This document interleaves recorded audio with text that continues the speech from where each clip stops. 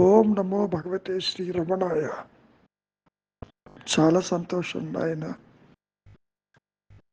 మహర్షుల వారిని దర్శించటానికి వచ్చే వాళ్లలో శ్రీ గుర్రం సుబ్బరామయ్య గారు ఒక ప్రముఖులు,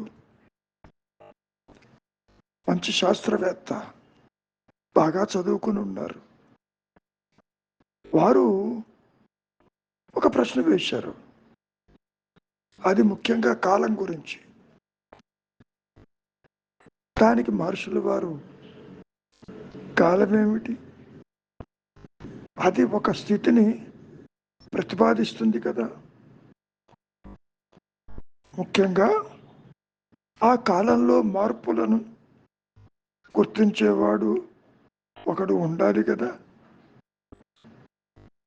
ముఖ్యంగా నీవు అర్థం చేసుకోవలసింది, రెండు స్థితుల అంతరాన్ని కాలం అంటున్నావు, అంతేగా. ముఖ్యంగా మనస్సు తల ఎత్తకుండా మరి ఆ స్థితి కూడా సంభవించదు కదా. కాలం అహంకారంతో కూడుకుని ఉంటుంది. ముఖ్యంగా ఈ మనస్సు తన మూలంలో ఉండవలే, అంటే ఆత్మవశంలో ఉండాలి. ఎప్పుడైతే నీవు మనస్సును ఉపయోగించకుండా ఉంటే, ఏ కర్మలు ఆచరించకుండా ఉంటే, ఆలోచన రాకపోతే, కర్తృత్వం తల ఎత్తకపోతే కాలభావనే లేదు కదా. నువ్వు అనుకుంటున్నావు కాలం ఒకటి ఉన్నదని, గతమని, గత జన్మలని, ఉత్తర జన్మలని, ఇవన్నీ మానసికమైనటువంటి భావనలే తప్ప మరొకటి కాదు. కాలదేశాలు ఈ రెండూ కూడా మనస్సులోనివే సుమా. ఒక విషయాన్ని బాగా గుర్తుపెట్టుకోండి, యథార్థ స్థితి అంటే ఆత్మస్థితి, సహజ స్థితి, సత్యస్థితి ఉన్నానన్న ఎరుక నీవనుకునే మనస్సుకి అతీతమైంది. నీవుగా నిలిచి ఉన్నప్పుడు, సుస్థిరుడిగా ఉన్నప్పుడు కాలమన్న మాటే లేదుగా. అంతవరకు దేనికి? కాసేపు నీవు నిద్రపోయావు, నిద్రలో కాలగమనం నీకు తెలుసునా? నీవు నీ సహజత్వంలోనే అక్కడ ఉన్నావు. నిద్ర అజ్ఞానం కాదు సుమా, జ్ఞానమయము. నీ సహజత్వము నీకు తెలియకపోవచ్చు. కారణం, ఇప్పుడున్న ఈ మనస్సు, ఈ అహంకారము వృత్తిరాహిత్యమై ఉన్నది. దానికి నిద్రలో ఉన్న విషయం తెలియకపోవచ్చు. అంతటితో ప్రశ్నలు ఆగుతాయా? సుబ్బరామయ్య గారు ఇంకా అడుగుతూనే ఉన్నాడు. మీరు ఎంత చెప్పినా మా అవగాహన పూర్తిగా మానసికం. మీరు గనక దయతో మీరు ఇట్లా చేయండి, ఈ పని చేయండి, ఆ పని చేయండి అని కనుక మీరు ఆదేశిస్తే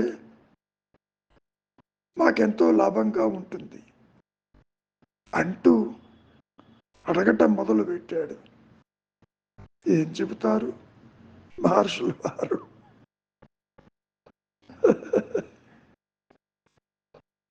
ఉత్తమ సాధకుని ఇట్లు చేయి అట్లు చేయమని ఏ సద్గురువు ఆశించడు సుమా.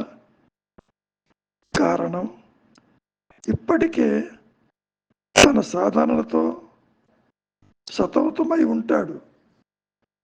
ఎన్నో మార్గాలు వెతుకుతాడు, ఆ మార్గాలను అనుసరిస్తూ ఉంటాడు. ఎటు పోవాలో తెలియక సతమతమవుతూ ఉంటాడు.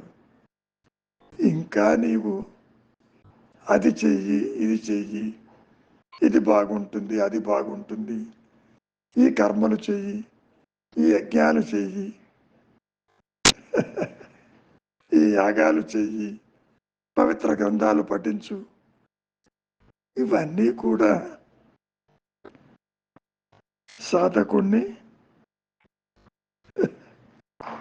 ఇంకా అధోగతికి తీసుకుని వెళ్ళటమే తప్ప మరొకటి లేదు. అసలు సాధకుడికి కావాల్సింది శాంతి, విశ్రాంతి.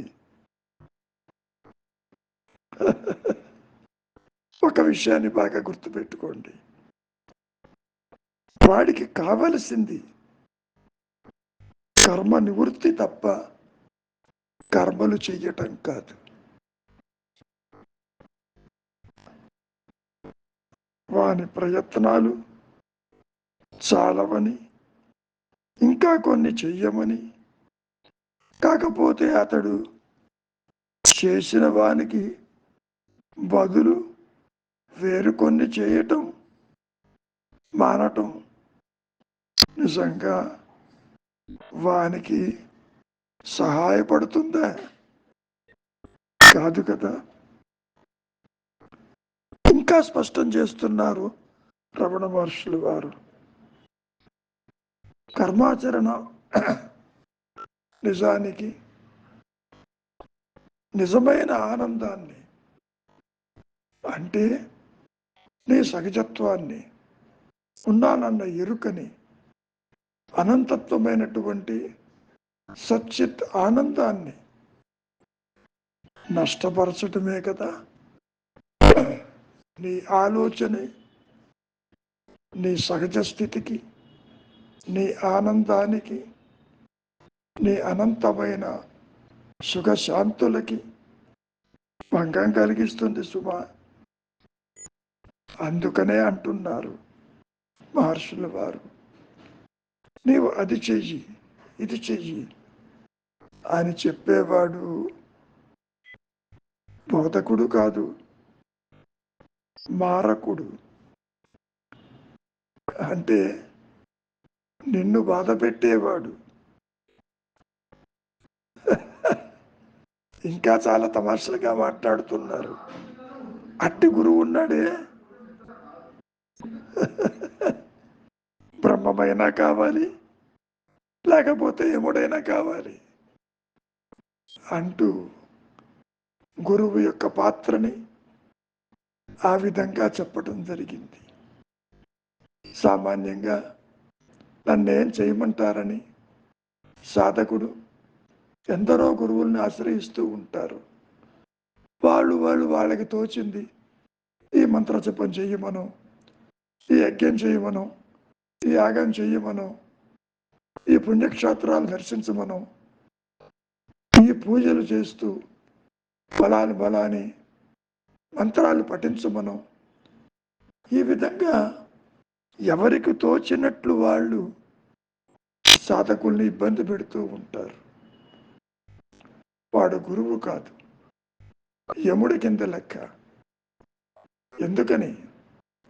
నీవే ఆత్మవై ఉంటూ ఆత్మగా నిలిచి ఉండమని, మౌనంగా ఉండమని, అంతర్ముఖం కమ్మని, కొత్తగా ఏదీ రాదని చెప్పటానికి బదులు నీవు అది చెయ్యి, నువ్వు ఇది చెయ్యి, ఉపవాసాలుండు, ఈ గ్రంథాన్ని పఠించు, ఈ శాస్త్రాలను పఠించు, ఈ మంత్రాలను తీసుకో, ఏమిటి విపరీతము అంటూ హెచ్చరించారు. దీనివల్ల ఏమవుతుందో తెలుసా నాయన? సాధకుణ్ణి ముక్తుణ్ణి చెయ్యటం పక్కకు పెట్టు, వాణ్ణి మరింతగా బంధాలను బిగుసిస్తాడు. అంటే మెడకి చుట్టుకుంటాయి అవన్నీ. అయ్యో గురువు చెప్పింది చెయ్యలేకపోతున్నానే అంటూ వాడు బాధపడతాడు. ఉన్న బంధాలు చాలక నీవు అది చెయ్యి, ఇది చెయ్యి అన్నప్పుడు మరి అవన్నీ గట్టిగా బిగిస్తాడు కదా. ఎంత గట్టిగా బిగిస్తూ పోతూ ఉంటే ఎప్పటికీ ముక్తి కలిగాను. కనుక ఒక విషయాన్ని చాలా స్పష్టం చేస్తున్నారు. ఈ పని చెయ్యి, ఆ పని చెయ్యి అని చెప్పటం కాదు. ఊరక ఉండుటే శ్రేయస్కరము. అంటే ఎందుకు ఊరికే ఉండలేకపోతున్నావు నీవు? దీనికి కారణమేమిటి? కాస్త సూక్ష్మంగా పరిశీలిస్తే నీ వాసనలు, నీ కోరికలు, అవి ఒకవైపు లాగుతూ ఉన్నాయి. ఇంద్రియాలకు భోగి అవుతున్నావు, ఇంద్రియాల వెంట పరిగెడుతున్నావు, ఇంకా సుఖించాలని వెళ్తున్నావు. ఈ సందర్భంలో ఒక పశువు కథ చెప్పాడు మహర్షులు వారు. అది మాటి మాటికి బయట పొలాల్లోకి పోయి గడ్డిని సేవిస్తూ ఉంటుంది, పచ్చగడ్డి తింటూ ఉంటుంది.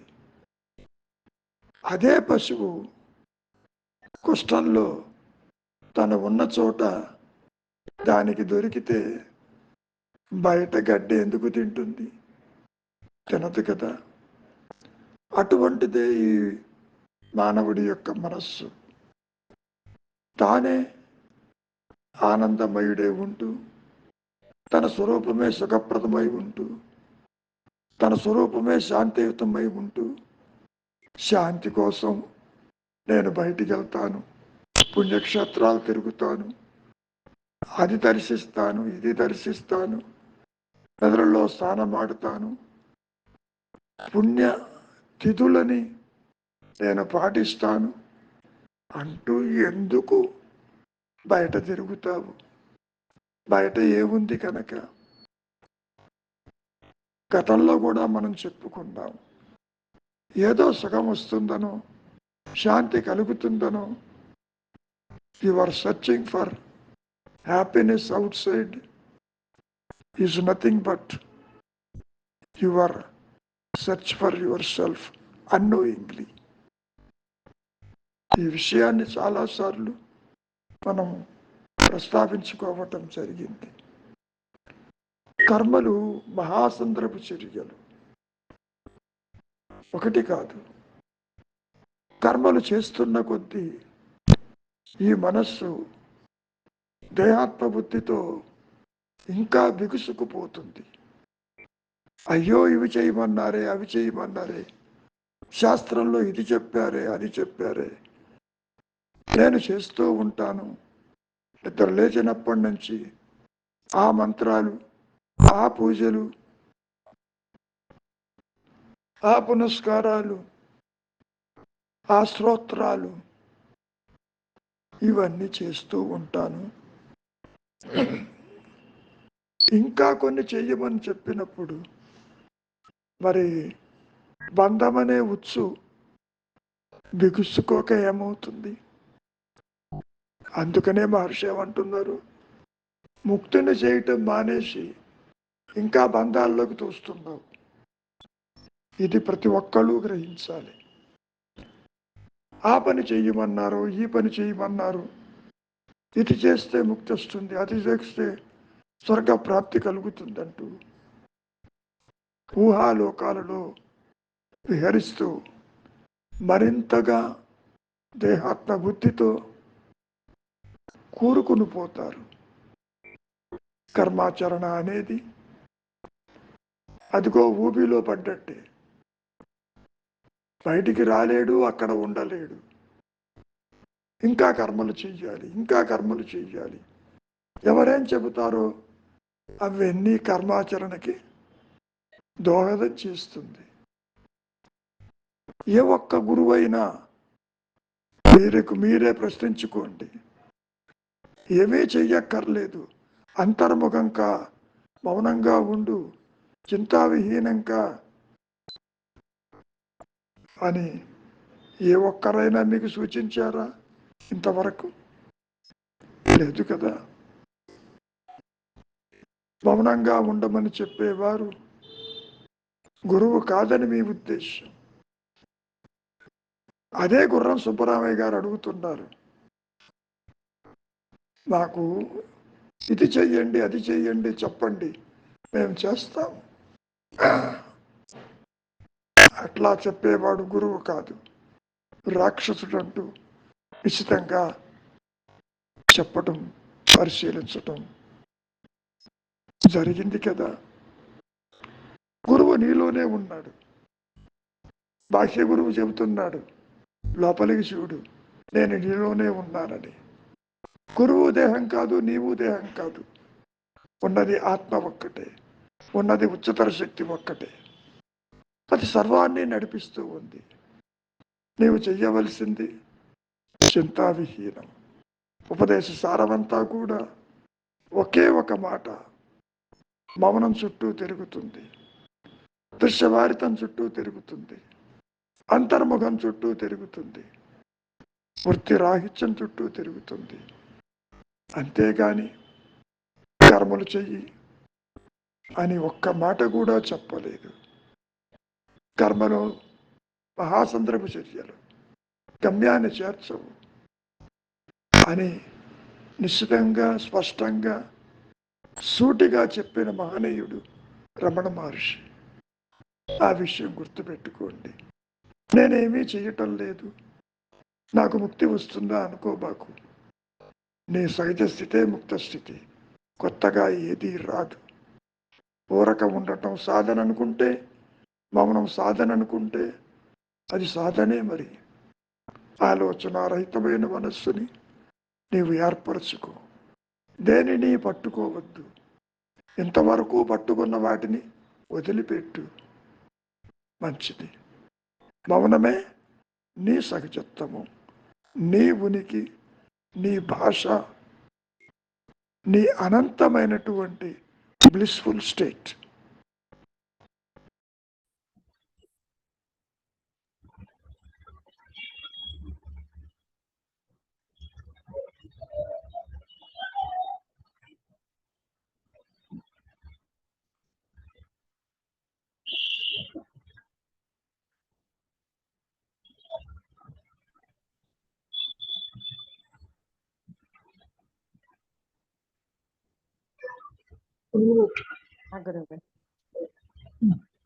కర్మాచరణం నిజమైన ఆనందాన్ని నష్టపరచటం.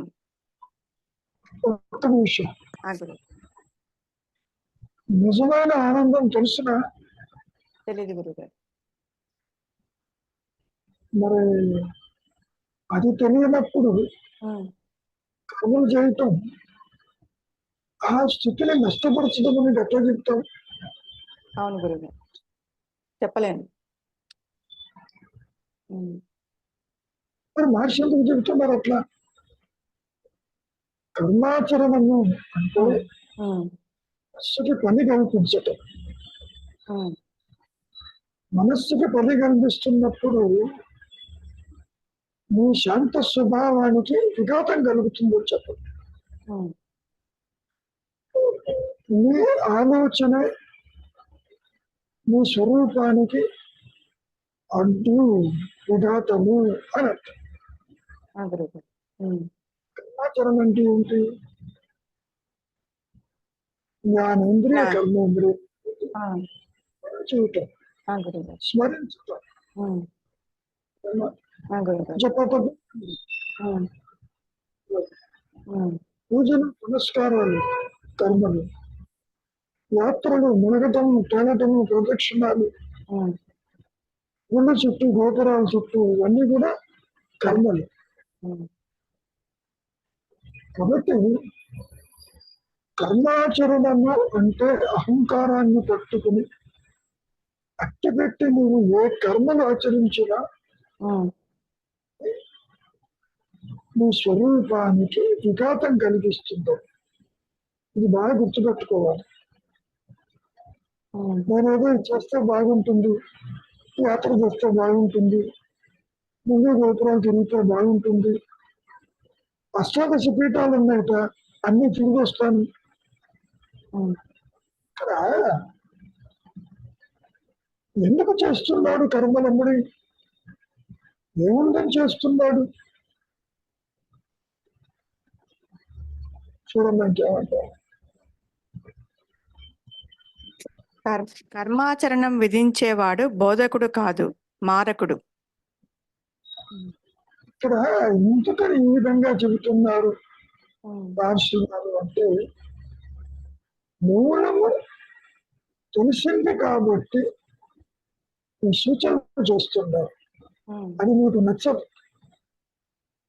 యజ్ఞం చేయమను, యాగం చేయమను, పూజలు చేయమను, ప్రదక్షిణాలు చేయమను, సూత్రాలు చేయమను, ఈ గుడికి పో ఆ గుడికి పో అంటే చాలా తృప్తిగా వెళ్తారు. ఉమ్, అందుకని ఆయన చెప్పారు, పని చేస్తారమ్మా, బాగుంటుందని. ఉమ్, కర్మని మార్చడానికి కర్మని చేస్తాడు ఇక్కడ, కుదరదు. ఆ గురుగారు. ఉమ్, తెచ్చుకున్న ప్రారంభ కర్మలో ఉమ్, సుఖము, దుఃఖము, బంధము, రాగము, ద్వేషము ఉమ్, అన్నీ ఉంటాయి.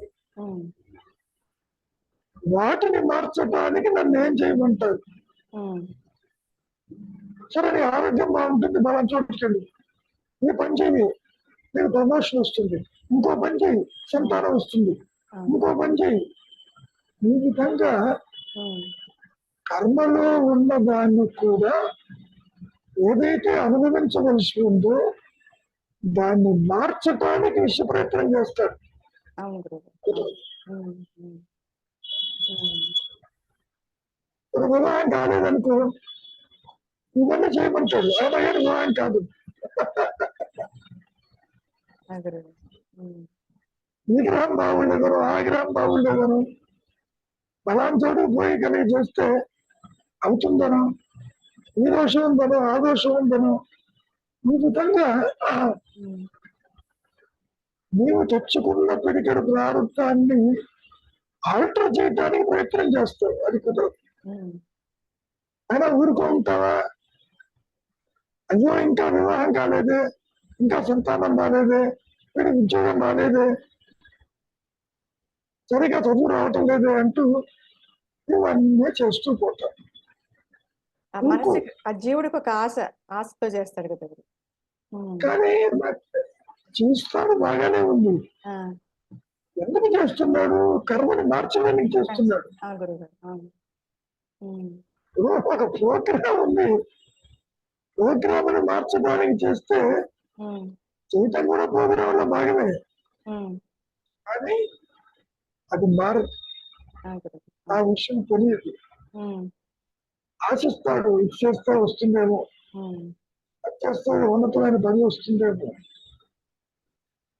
ఇది చేస్తే ట్రాన్స్ఫర్ అవుతారేమో ఇంకో చోటికి, ఇంకో చోట అశాంతిగా ఉంటాడు. సో ఇవన్నీ కూడా కర్మాచరణ అనేది నీ శాంతికే విఘాతం కలుగుతుందని చెప్పు. శాంతి అంటే నీ స్వరూపం. ఉమ్, ఆత్మనే తెలియకపోవచ్చు, ఉమ్, కానీ కర్మ చేస్తూ పోతూ ఉంటాడు, ఆగడు. ఉమ్, ఉమ్, ఎంత చేసినా నువ్వు అనుకున్న ఫలితం రాదు. ఆ గురుగారు. ఉమ్, నీకు ఒకసారి చెప్పుకుంటాను, మా అమ్మాయి అడిగింది పూజలు చేస్తే కోరికలు చేరుతాయని, తీరవమ్మా అన్న. ఎందుకు చేయాలండి? చేయక్కర్లేదన్నా. కానీ అది నచ్చదు. కోరికలు తీరడానికే పూజలు, పునస్కారాలు, ఉమ్, హారతులు, దానాలు ఇవన్నీ చేస్తూ ఉంటారు. కోరిక ఎందుకు తీరదు? ఈ ప్రోగ్రామ్ లో లేదు. లేదు కాబట్టి కరెక్ట్. ఉమ్, ఉమ్, ప్రోగ్రామ్ లో ఉన్నది పూజలు చేస్తావు. ఉమ్, ఉమ్, అది మార్చడం కష్టం. ఉమ్, ఊరికే ఉండమంటే ఊరికే ఉండదు. ఉమ్, సో కర్మాచరణ అనేది కర్మలు చేస్తాడు. ఏం కావాలని చేస్తున్నాడు? భౌతికమైనటువంటి తన జీవితంలో ఉమ్, కొన్ని ఆశిస్తాడు. ఇది ఉంటే బాగుండు, అది ఉంటే బాగుండు, ఇది పోతే బాగుండు, అది వస్తే బాగుండు. కాబట్టి ఏమంటున్నారు ఇక్కడ? నువ్వు చేసే కర్మాచరణ నీ ఆత్మస్థితికి, నీ సహజ స్థితికి విఘాతం కలుగుతుంది.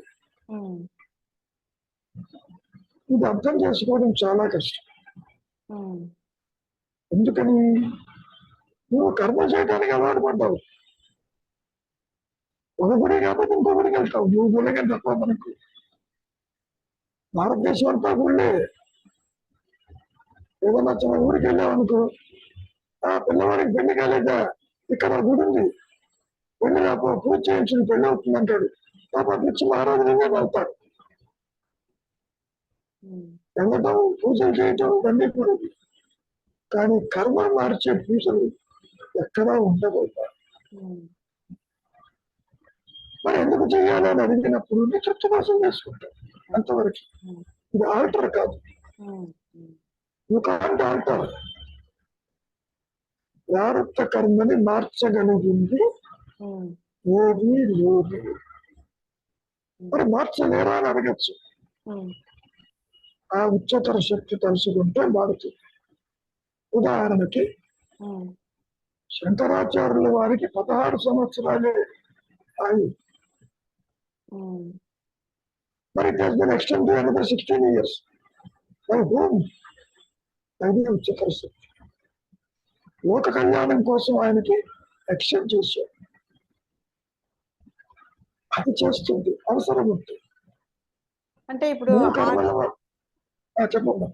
ఇప్పుడు ఆగామి కర్మ, ఇప్పుడు మనం చేసుకునే ఇప్పుడు సత్కర్మలు చేయడం వల్ల ఆగామి కర్మ నుంచి తప్పించుకోవచ్చు కదా గురుగారు, దాని వల్ల కొంచెము కుదరదమ్మా. ఇక్కడ ఎట్లా ఉంటుందంటే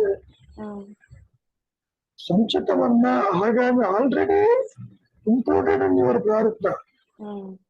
జన్మలో చేసినవి ప్రారంభమే కూర్చుంది.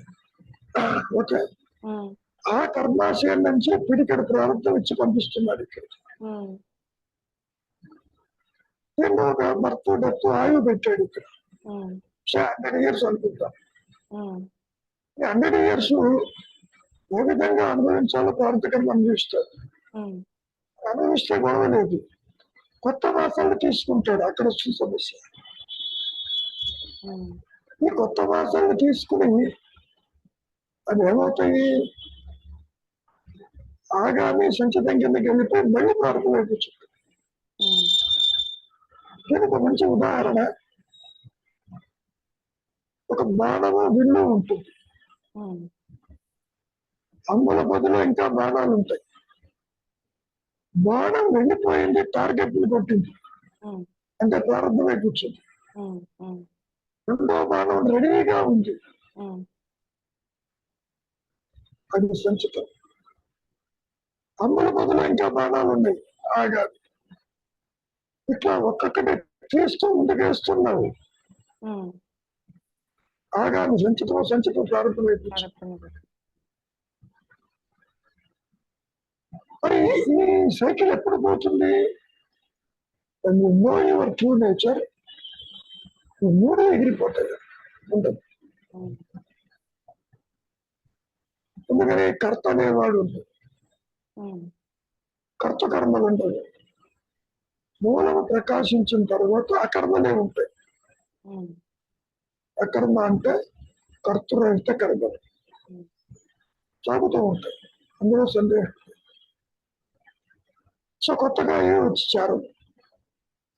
మరి ఇప్పుడు కర్మలని ఎలా అంటే సాక్షిగా ఎలా చూడాలంటారా గురుగారు? అది చూడడానికి అవుతుందా? నువ్వు చూడటం కాదు, నీకు ఇష్టం ఉన్నా లేకుండా కర్మలు ఆచరిస్తాడు.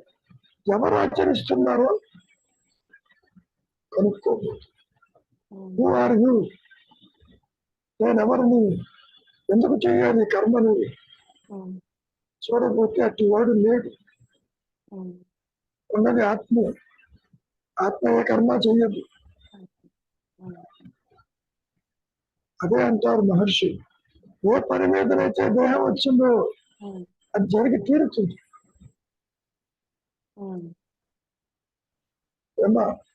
కనుక ఆప్షన్ ఏది మానాలన్నా చెయ్యాలన్నా నీ చేతుల్లో ఉండదమ్మా. ఆ మాట కూడా మహర్షులు వారు చాలా స్పష్టం చేశారు. పరమేశ్వరుడు జీవులని వాళ్ళ కర్మానుసారంగా ఆడిస్తూ ఉంటాడు. నీవు ఎంత ప్రయత్నం చేసినా జరగకూడనిది జరగదు, జరిగేది నీవు ఎంత అడ్డుపడినా అది ఆగదు. మరి ఏం చేయమంటారని అడిగాడు. ఊరక ఉంటుంటే శ్రేయస్కరం, దానిలో సరే ఉమ్, ఏమ్మా? ఉమ్. అంటే అది చెడు ఇవన్నీ ఏది జరిగినా చెడు జరిగినా కూడా అది ఈశ్వర సంకల్పం అని తీసుకోవాల్సిందే. అసలు చెడు మంచి ఎక్కడా లేదమ్మా. ఉమ్, నువ్వు టేక్ ఇట్. ఉమ్, చెడు అనేది అనుకూలము ఉమ్, ప్రతికూలంతో చూస్తున్నారు. ఉమ్, ఉమ్, మంచి చెడు ఎక్కడా లేదు, న్యాయము అన్యాయం ఎక్కడా లేదు. ఉమ్. మన ఇది లేదు. ఆ మాట కూడా మనిషి చెప్పారు. ఉమ్, ఎవరైతే ఈ ద్వంద్వాల జోలికి పోరో వారు ఆత్మదర్శనం చేస్తారంటే ఆత్మగా ఉంటారు. ఉమ్, ఇక్కడ కూడా అహంకారంతో ఆత్మని చెప్తాం కదా. ఆ గురుగారు. ఏమ్మా? ఉమ్, ఉమ్, ద్వంద్వాతీతమైన ఆత్మస్థితి. ఉమ్, ఉమ్, ఉమ్, కాబట్టి మంచి చెడు అనేది ఈ దృష్టికోణంలో ఉమ్. అనుకూలమైతే మంచి అంటాము, అవును. ప్రతికూలమైతే చెడు అంటాం. నా మనసులోని నేను ఏ విధంగా ఆలోచిస్తే ఆ విధంగా అంతే. That's all. వారికి మంచి చెడు ఎక్కడ అది. కరెక్ట్. ఏమ్మా? కాబట్టి కర్మలు ఆచరించకుండా కూర్చోగలమా? ప్రోగ్రాం ప్రకారం సాగుతుంది. ఎవరు చేస్తున్నారు ఈ కర్మను విచారించబట్టు. ఆ కర్మలు చేసేవాడు లేడు అక్కడ. ఏమ్మా? కాబట్టి నేనెవరిన విచారం ఎందుకు వచ్చింది? ఆత్మగానే ఉన్నావు. There is no doubt about it. ఇప్పుడు దేంతో అసోసియేట్ అయినావు. సో అసోసియేట్ అయిన తర్వాత ఇది బాగుంటుందని, ఇది వద్దని, ఇది కావాలి, నీవు తెచ్చుకున్న కోరికలు అనుభవించడానికి కర్మలు చేస్తూ ఉంటావు. కొత్తగా ఏది రాదు. కర్మలు మహాసంద్రపు చర్యలు గమ్యం చేర్చమన్నారు. ఎందుకని? అహంకారాన్ని నిలుపుకుంటూ చేస్తున్నాం. వృత్తుల్లో ఎందుకు ఉంటుంది అహంకారం? పడిపోకుండా ఉంటాయి, ఏదో పడిపట్టుకుంటుంది. ఏదో ఆ క్యాటర్ పిల్లర్ లాగా పట్టుకుంటూ నడుస్తూ పోతూ ఉంటుంది. ఆ తీగలు చెట్టులో పట్టుకుంటుంది, పడిపో పట్టుదప్పంగా పడిపోతుంది. ఇక్కడ కూడా అహంకారం కూడా అలాగే ఉంటుంది. బాగా అది దేనిని పట్టుకోకపోతే అది రాలిపోతుంది, ఆత్మ మిగిలిపోతుంది. బికాస్ కంటిన్యూస్ అటాచ్మెంట్ ఉంది థాట్స్ తోటి, అందుకని నీకు కంటిన్యూస్ గా కనపడుతుంది. ఇది అలవాటైంది బాగా.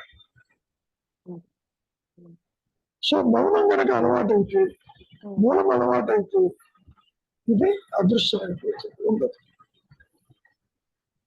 అయినా కర్మలు సాగిపోతూ ఉంటాయి. దేవం దాని పని చేసుకుంటూ పోతుంది. నీవేదో చేస్తున్నావు అని అనుకుంటావు, ఏం చేయలేదు.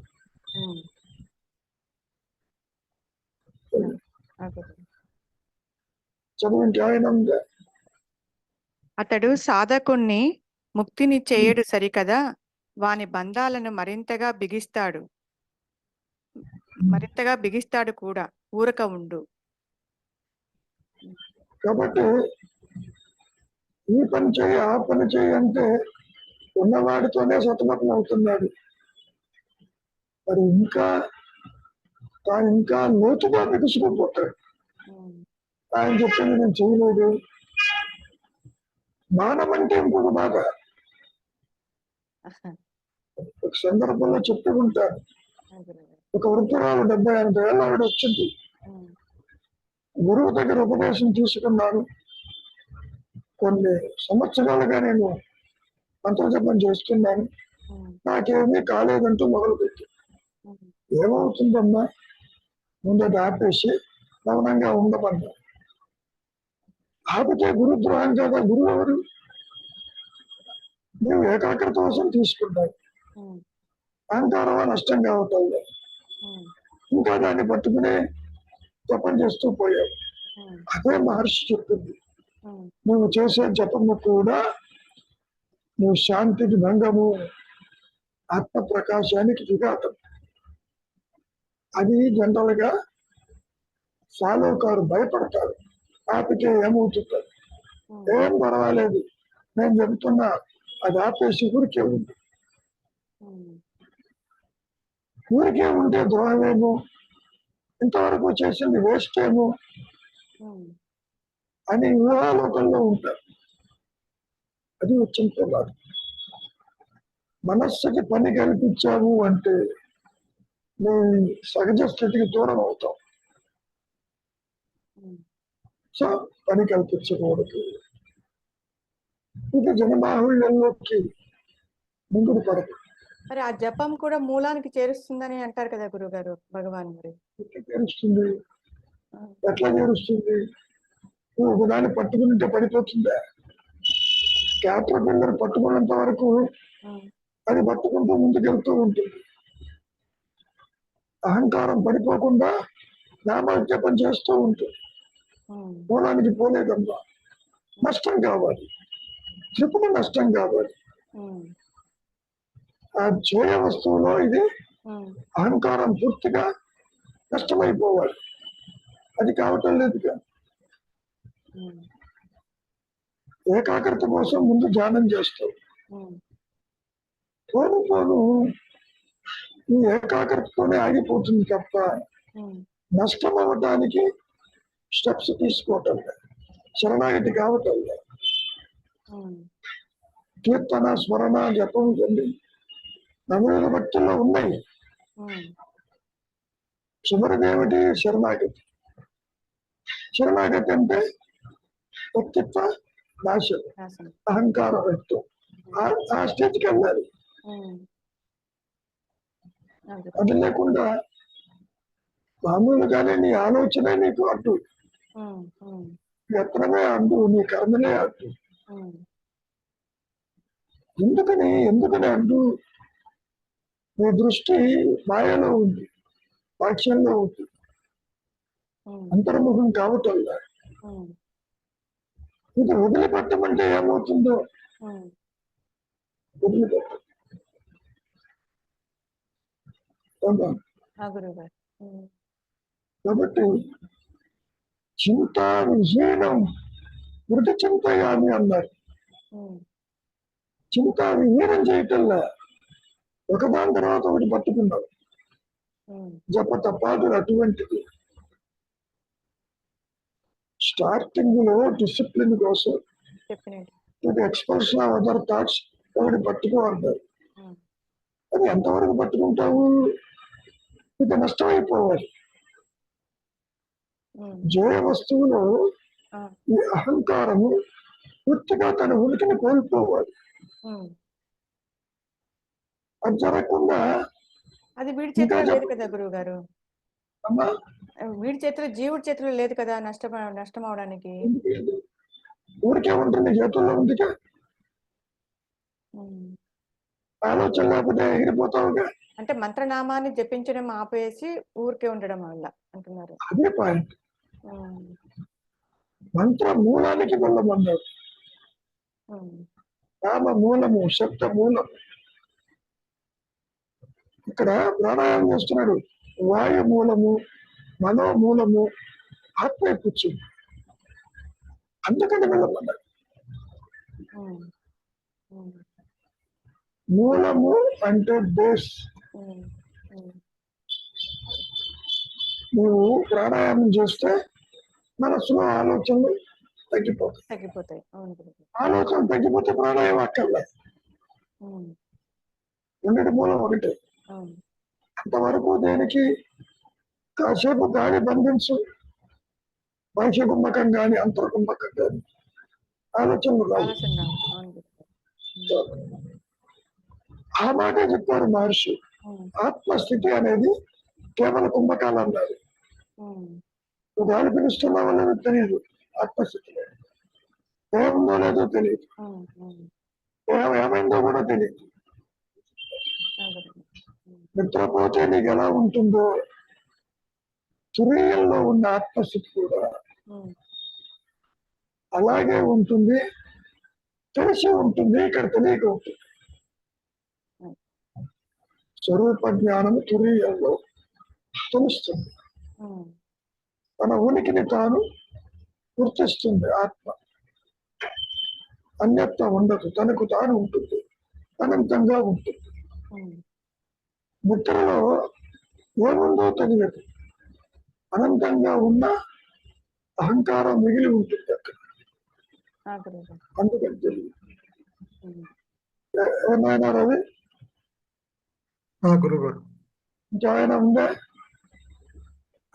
కర్మలు వెంటాడుతున్నాయి. అంటే అంటే ఆ, అన్ని థాట్స్ కన్నా టు బి అన్ని ఒక థాట్ పట్టుకుంటాం కొంచెం నయ్యం కదా గురుగారు. అంటే ఏదో ఒక దాన్ని నువ్వు పట్టుకుంటాం. ఎందుకు మిగిలిన రాకుండా అవునవును. To the expulsion of other thoughts your holding a thought, అది కూడా వదిలిపెట్టాలి. పాయింట్ అది. అవును. అంతేగాని రామ రామ కృష్ణ కృష్ణ అంటూ కూర్చుంటే ఎక్కడ వేసిన ఒకళ్ళు అక్కడే ఉంటుంది. ఉమ్. అంటే ఆ ఒక్క థాట్ తోనే మనం హోల్డ్ చేస్తుంటే దానంతా అది కూడా రాలిపోతుంది కదా. అది ఎట్లా అవుతుంది? మెచ్చైపోవాలి, నేను వ్యక్తిత్వం ఎగిరిపోవాలి. అక్కడ స్మరించేవాడు జయ వస్తువులో పూర్తిగా మిగలకుండా వెళ్ళిపోవాలి. అంటే స్మరించే అహంకారము ఏ జయాన్ని, నామాన్ని, రూపాన్ని స్మరిస్తున్నదో దానిలో మెచ్చైపోతాడు. అంటే ఏం జరిగింది? అహంకారం నాశనమేగా, ఆత్మ ప్రకాశిస్తుందిగా. భగవంతుడి యొక్క రూపం ఏంటి? నీ ఆత్మే.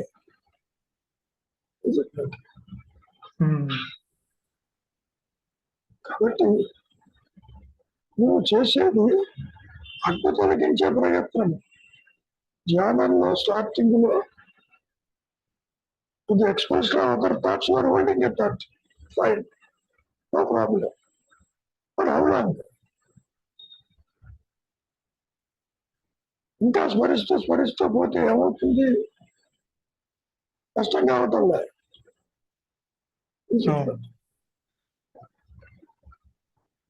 స్మరించేవాడు ఇంకా ఉన్నాడు అక్కడ.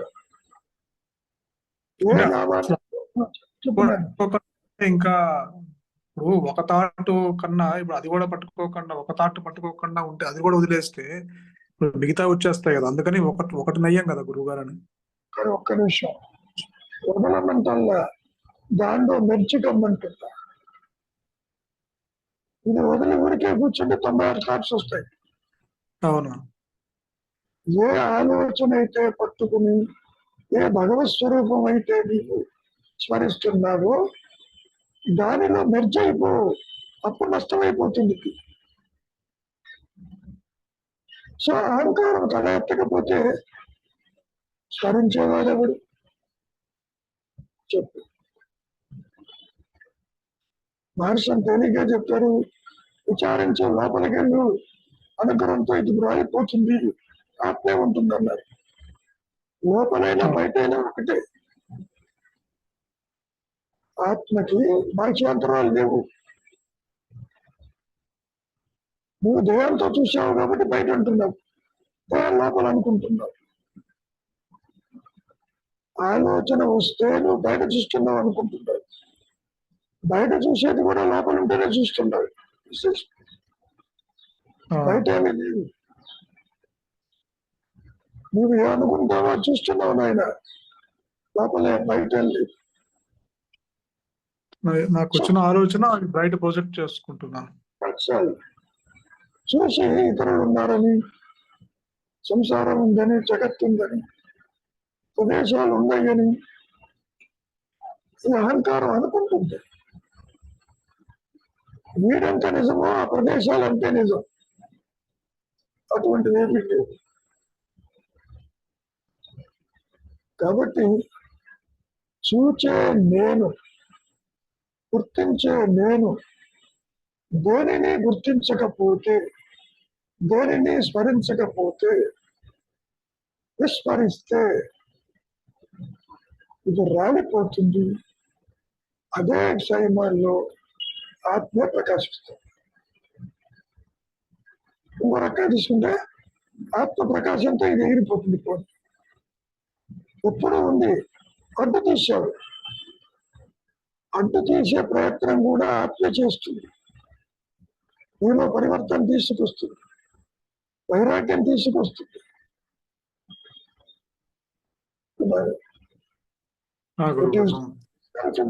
పెట్టి నువ్వేదో చేస్తే ఆత్మ ప్రకాశింపజేసావు అనుకో, నువ్వు కష్టాన్ని నీకు అసలు ఉనికి లేదు. వ్యభాస కాంతి ఈ మాయా నేను దానికి ఆత్మ లక్షణాలు కొన్ని ఉన్నాయి. దేంతోనో కలవదు. చాలా తేలిక దేహాన్ని అక్కడ బాగా చెల్లిపోతుంది. ఎక్కడికి పోతుంది? మూలానికి పోతుంది. మూలం ఏమిటి? ఉన్నానన్న కాన్షియస్నెస్. కాన్షియస్ నుంచి వచ్చినట్టుగా అనిపిస్తుంది, దానికి ఏది రాదు. తాడు నుంచి రావచ్చినట్టు అనిపిస్తుంది. ఆత్మ అన్నాడు ముక్కలై జీవుడు జగత్తు ఈశ్వరుడు కాలేదు. అసలు సృష్టి లేదు. ఎందుకని? Very simple. అహంకారానికి ఉనికి లేదు. అది చూసే పరోక్ష జ్ఞానానికి, ఇతరులకి, జగత్తుకి, దైవానికి ఉనికి ఎక్కడ ఉంటుంది? అంటే కొన్ని ఎగ్జిస్టెన్స్ తనకు తానుగా ఎగ్జిస్ట్ అయ్యే ఎగ్జిస్టెన్స్ లేదు. అంతేనా? ఎగ్జిస్టెన్స్ అంటే స్వయం ప్రకాశం. స్వయం ప్రకాశం లేదు. లేదుగా. భావం ఈజ్ ఈక్వల్ టు జీవుడు అనుకోకపోయింది.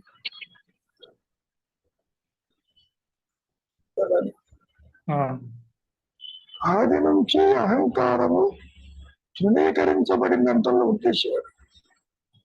It was found to be non-existent from the very beginning. కానీ నేను ఉన్నట్టుగా నీకు వాసన వల్ల, కోరిక వల్ల, బంధం వల్ల అది ఉన్నట్టు కనపడుతుంది. అంతవరకు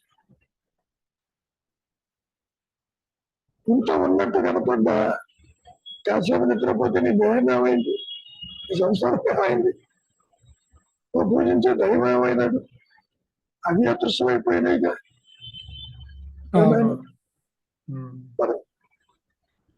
ఈ మాట ఆదిశంకరుడు చెప్పారు. నీ దేవం సత్యమైతే, జగత్తు సత్యమైతే నువ్వు నిద్రించేటప్పుడు అది ఏమైంది?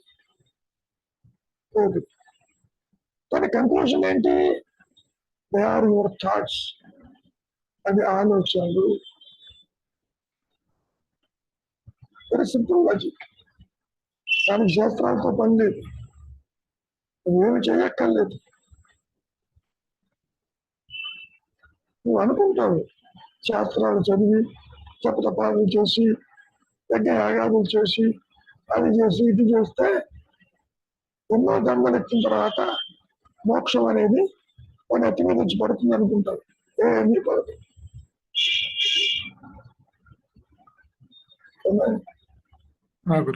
కర్మ వల్ల అది కోపంగా ఉంటారు ఈ మాయలు. అసలు ముక్తి అంటే ఏమిటి? మోక్షం అంటే ఏమిటి? కాన్సెప్ట్ ఉండదు. ఏదో బొంచుతో కైలాసం, స్వర్గలోకాలు ఏంటి రావట్లేదు అనుకుంటారు. ఎందుకు? మన సిద్ధాంతంలోనే ఉందిగా. భగవంతుడి దగ్గరికి వెళ్తారు, మళ్ళీ తిరిగి వస్తారంటే తిరిగి వచ్చే కాడికి వెళ్తారు. దానికి అక్కడికి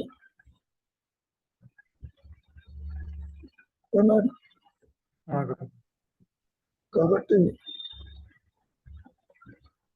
ఊరక ఉండుటే శ్రేయస్కరం. కర్మను ప్రమాదం కాదు, కర్తృత్వం ప్రమాదం. కర్మలు ఏదన్నా ఈ భౌతికంలో ఏదైనా సాధించుకుంటానికి ఉపయోగపడతాయి, కానీ ఆ ఆత్మను తెలుసుకుంటానికి కర్మలు ఉపయోగపడదు. అది కూడా నీ ప్రోగ్రామ్ లో ఉంటే, నీ ప్రోగ్రామ్ అంటే ప్రారంభంలో ఉంటేనే. ఏది గురువు గారు? ప్రారంభంలో ఉంటేనే కర్మలు చేస్తే పడుతూ ఉంటుంది. అదే పూర్వఫలం లేకపోతే ఎన్ని కర్మలు చేసినా పడుతూ ఉంటుంది. అవును. అదే. ఆ,